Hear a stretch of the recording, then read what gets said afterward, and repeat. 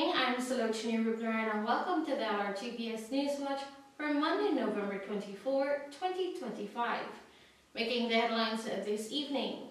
A suspected illegal firearm and ammunition were discovered at a hotel and bar in New Amsterdam, Berbice on Sunday.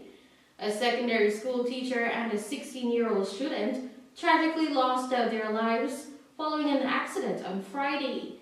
And a quarantine family is calling for a full investigation into the circumstances surrounding the death of a 36-year-old mother and her newborn child. We will bring you the full details of those and other stories when Newswatch returns.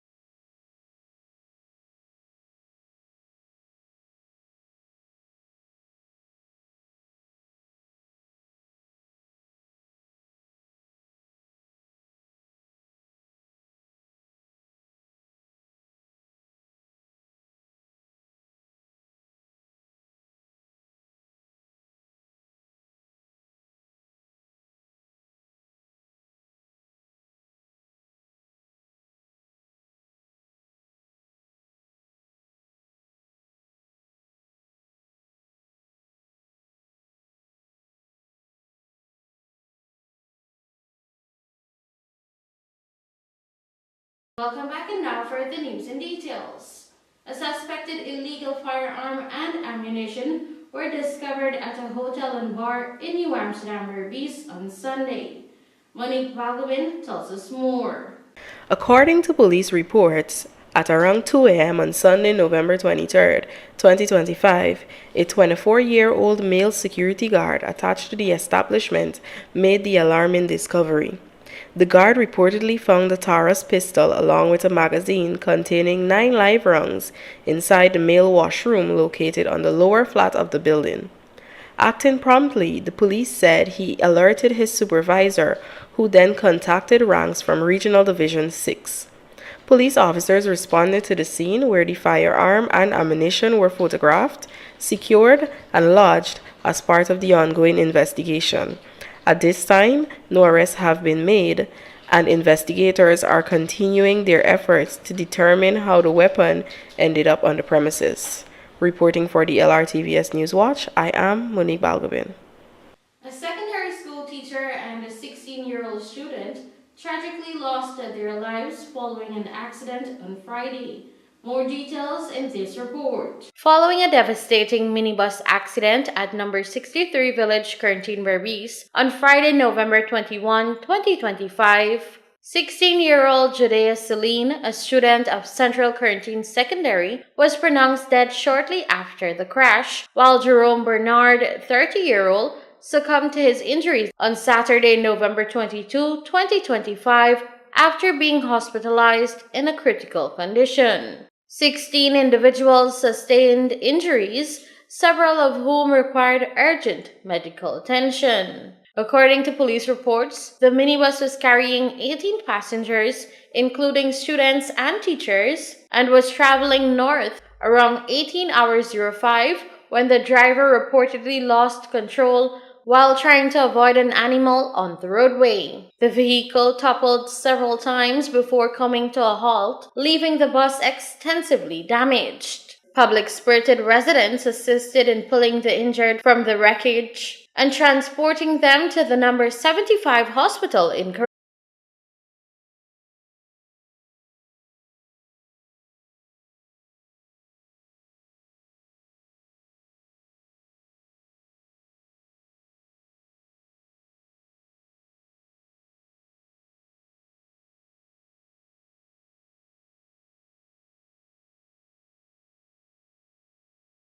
A person who loves children also. So he maybe he is maybe some person associated with the sports in the school. I don't know what they call them, but he always go to nationals. He go to all the activities when it comes to athletics in this region 6. And he always take them out. This is not the first time that he take them out. He take them to any activity that school has. Our boss, he does be the driver, or sometimes my nephew does be the driver. So this fateful day, it was so tragic. We took them the Wednesday, he took them the Thursday, and the Friday morning came to me, said, Auntie, I'm going to take the train. I said, okay, go, travel safe. But at the dot of 5-6 o'clock, we had a horrible news. And that was it for all the family. When you got, and what you all did after? We got the a sister-in-law of ours. She called me to say that Jerome met with an accident. I said, what? My son was home the same time, and we head to number 75 hospital. But when we reached there, we saw, as a nurse, saw all the years. It was terrible. But we can say he has had the support of all the doctors, everybody there. They tried, but God knows it. She added that Bernard's mother remains devastated. Meanwhile, Shamela Glasgow, mother of the deceased 16-year-old, said she last saw her daughter on the Friday after dropping her off at school that morning. I got a phone call around 6:30 last night and said that she reached up with an accident. I asked the person, anything serious? They said the small sister critical, but they don't know nothing about it at all. And both of them left together to go to sports? No. I take one, and whilst coming back, the other one called me and said, Mommy, surgery room say she got to go to sports. So I said, okay, I come in. And when I come, I give her she passage and she leave. When you got the news about the accident, what you did afterwards? I went in Rosa, picking up my son from lesson, and driving over straight to the accident. When you got there, what you saw?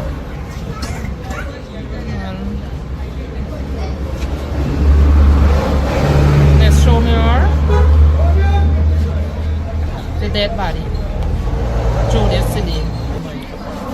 Well, I find out from some of them students next to me because I went on the bed and them said that they saw her pull on a horse. Up to press time, 4 students and a teacher remain hospitalized while the others were discharged. Reporting for the LRTVS Newswatch, Salochni Rupnarayan. You are watching the LRTVS Newswatch. Now for more news. The rapid action by the staff at the number 75 hospital saved 16 lives following the fatal collision which claimed the lives of 2 people. Monique Baldwin joins us with more details. The recently commissioned number 75 hospital experienced moments of chaos following Friday's tragic accident along the number 63 public road on the quarantine, which saw 18 patients admitted for urgent medical attention. However, medical staff worked swiftly to bring the situation under control. Despite their efforts, 2 individuals lost their lives. 31-year-old Jerome Bernard, a teacher who was reportedly the driver, and 16-year-old Judea Celine.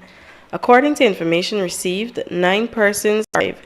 Director General at the Ministry of Health, Dr. Vishwa Mahadio, provided an update on the condition of the injured patients.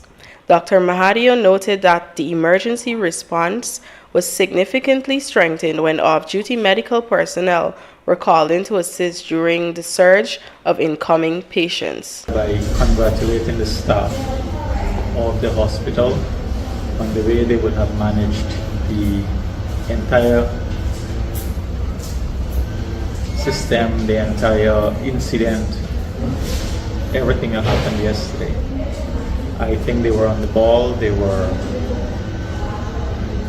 came out even if they were off duty. They heard about an accident with large numbers, and they showed up even without being invited, and that's how medical personnel are supposed to function. Dr. Vishwa Mahadio also commended the hospital staff for their efficient and collaborative efforts in managing and stabilizing patients.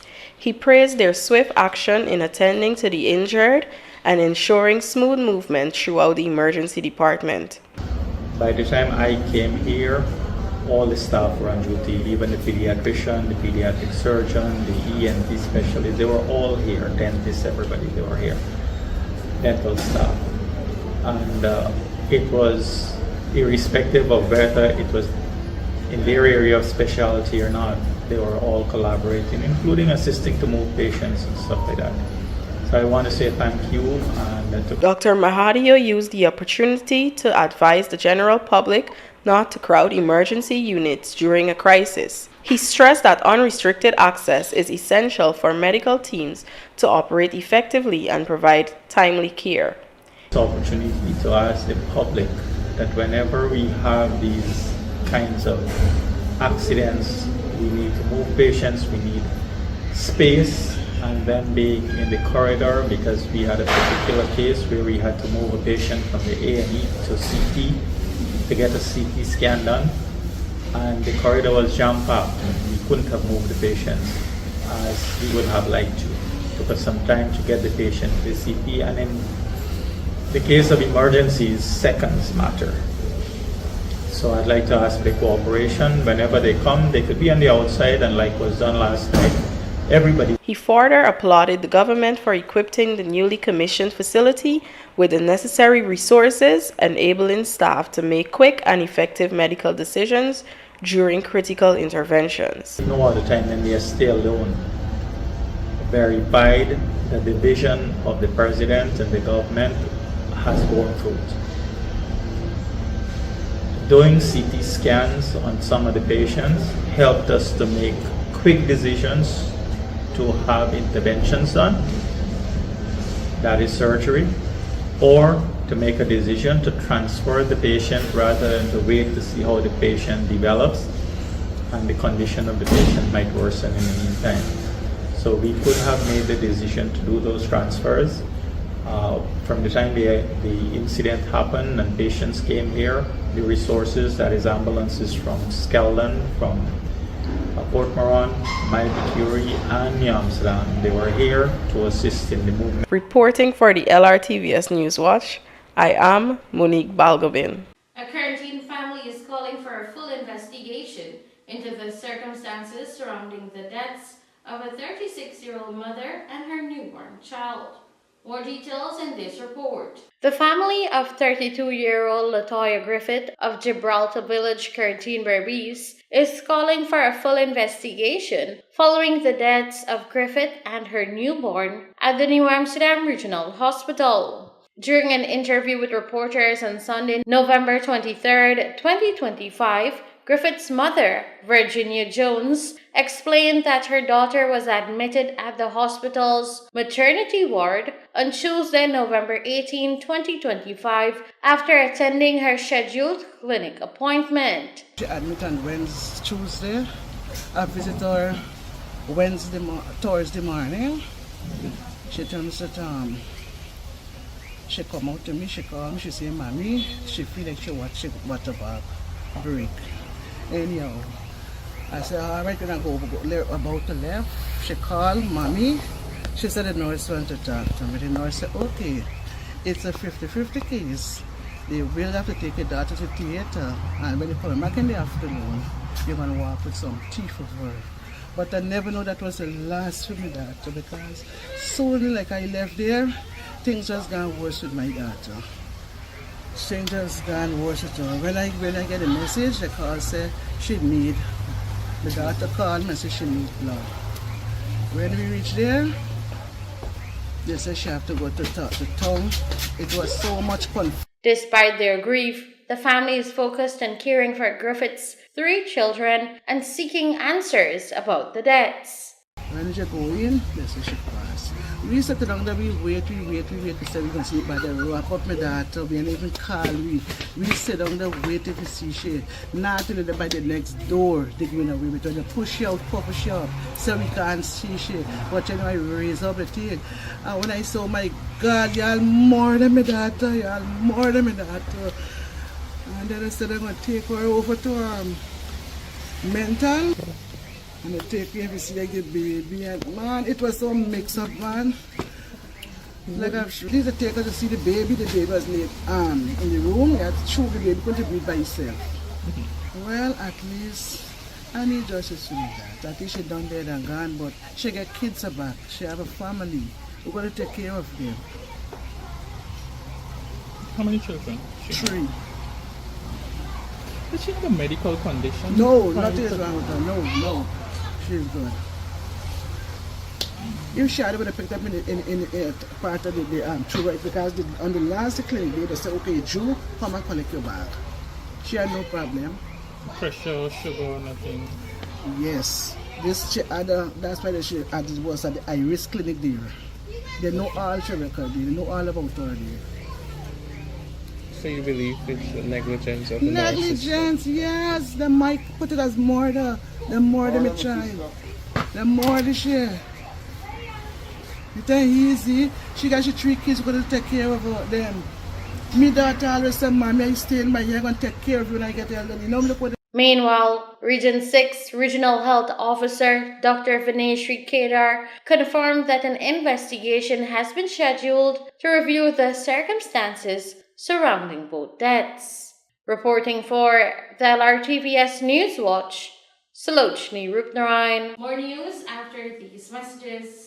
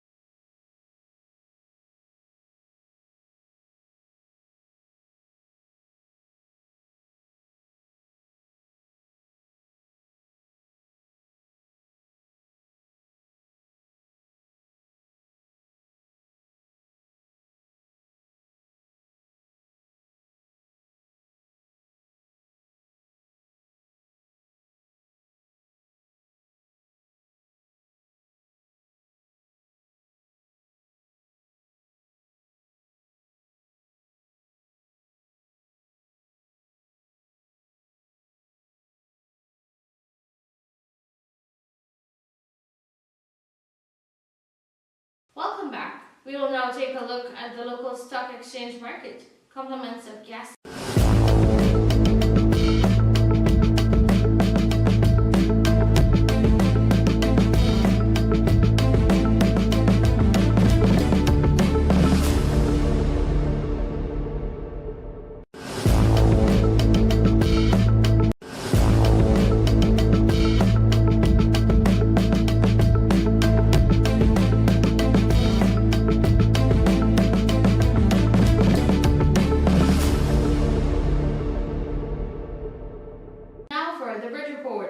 The Berbice River Bridge will be closed to vehicular traffic on Tuesday, November 25, 2025 from 6 hours 55 for 1.5 hours.